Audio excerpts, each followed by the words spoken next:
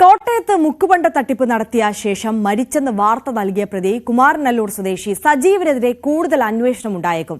വീടുകൾ ഒറ്റയ്ക്ക് നൽകി തട്ടിപ്പ് നടത്തിയതായും പരാതി ഉയർന്നിരുന്നു. വ്യാജ ആധാരം ചമച്ച് തട്ടിപ്പ് നടത്തിയതായും പരാതിയുണ്ട്. ജി ശ്രീജിത്ത് വിവരങ്ങളുമായി ചേരുകയാണ്. Sreejith, good morning. ഈ സജീവിനെ കുറിച്ച് തട്ടിപ്പിന്റെ ഒരു വലിയ പരമ്പര തന്നെ പറയാനുണ്ടെന്ന് തോന്നുന്നു.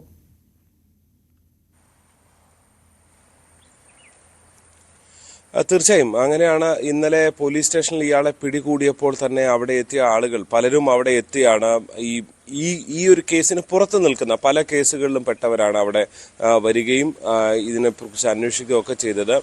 പലതരം തട്ടിപ്പുകളാണ് ഇയാളെ കുറിച്ച് കേൾക്കുന്നത്. ഒന്ന്, വീട് ഒറ്റയ്ക്ക് നൽകുക, ലോൺ എടുത്ത് വെച്ച വീട് ഒറ്റയ്ക്ക് നൽകുക, 5 ലക്ഷമൊക്കെ വാങ്ങിയ ശേഷം മുങ്ങുക. അപ്പോൾ ഈ പണവുമായി ഇയാൾ മുങ്ങുകയാണ്. പിന്നീട് ഈ വീടിന്റെ ലോണൊക്കെ പ്രശ്നമായി വന്ന് അത് ജപ്തി ചെയ്യുന്ന സാഹചര്യമായിരിക്കും ഉണ്ടാകുക. അങ്ങനെ ലോൺ എടുക്കുന്നു, ഈ ഒറ്റയ്ക്കുള്ള പൈസയും വാങ്ങി അങ്ങനെ രക്ഷപ്പെടുന്ന ഒരു രീതിയാണ് ഇയാൾക്കൊന്നുള്ളത്. മറ്റൊന്ന്, ഇതിനു വേണ്ടി തന്നെ വ്യാജ ആധാരം ചമച്ചുകൊണ്ടുള്ള തട്ടിപ്പുകൾ നടത്തുക. ഇങ്ങനെ പലതരം തട്ടിപ്പുകളുണ്ട് എന്നുള്ളതാണ്. എന്തായാലും ഇതിനെക്കുറിച്ചൊക്കെ കൂടുതൽ അന്വേഷണം വേണമെന്ന ആവശ്യമാണ് ഈ പരാതിക്കാരിൽ പലരും ഉന്നയിക്കുന്നത്. സ്വാഭാവികമായും ഇത്തരം പരാതികൾ ഉയർന്നു വരുന്ന സാഹചര്യത്തിൽ പോലീസ് അതിനെക്കുറിച്ച് പ്രതിയെ കിട്ടിയ സാഹചര്യത്തിൽ അത്തരം കേസുകളിൽ കൂടി ഇയാളെ ഉൾപ്പെടുത്താനാണ് സാധ്യത.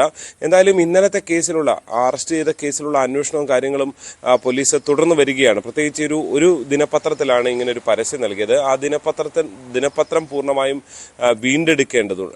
ആ പത്രസ്ഥാപനത്തിൽ നിന്ന് അതിനെ സംബന്ധിച്ചുള്ള വിവരങ്ങൾ എടുക്കേണ്ടതുണ്ട്. ഇയാൾ നൽകിയ മൊഴി പ്രകാരം ഇയാൾ തന്നെയാണ് വിളിച്ചു പറഞ്ഞത് താനിങ്ങനെ മരിച്ചുപോയി, താനിങ്ങനെ മരിച്ചു എന്നല്ല, ഇങ്ങനെ ഒരാളുടെ മരണ വാർത്ത വിളിച്ച് നൽകുന്നത്, അതിൻ്റെ വിവരങ്ങളെല്ലാം നൽകുന്നത്. എന്തായാലും ഈ സംഭവങ്ങളെല്ലാം തുടരുകയാണ്. പോലീസ് അന്വേഷണം നടത്തി വരുന്നു. കൂടുതൽ കേസുകളിലേക്ക് പോകാനുള്ള സാധ്യത തന്നെയാണ് ഇപ്പോൾ കാണുന്നത്. ആര്യ. തീർച്ചയായും ജി ശ്രീജിത്താണ് വിവരങ്ങൾ നൽകിയത്. എന്തായാലും കോട്ടയത്ത് പിടിയിലായ ഒരു തട്ടിപ്പ് വീരന്റെ കഥ, അത് ഓരോ ദിവസവും ചോദ്യം ചെയ്യുന്നതിൽ നിന്ന് ഓരോരോ പുതിയ കേസുകൾ പോലീസിന് ലഭിച്ചുകൊണ്ടേയിരിക്കുകയാണ് എന്നുള്ളതാണ് സാഹചര്യം. മുതലപ്പുഴയിലെ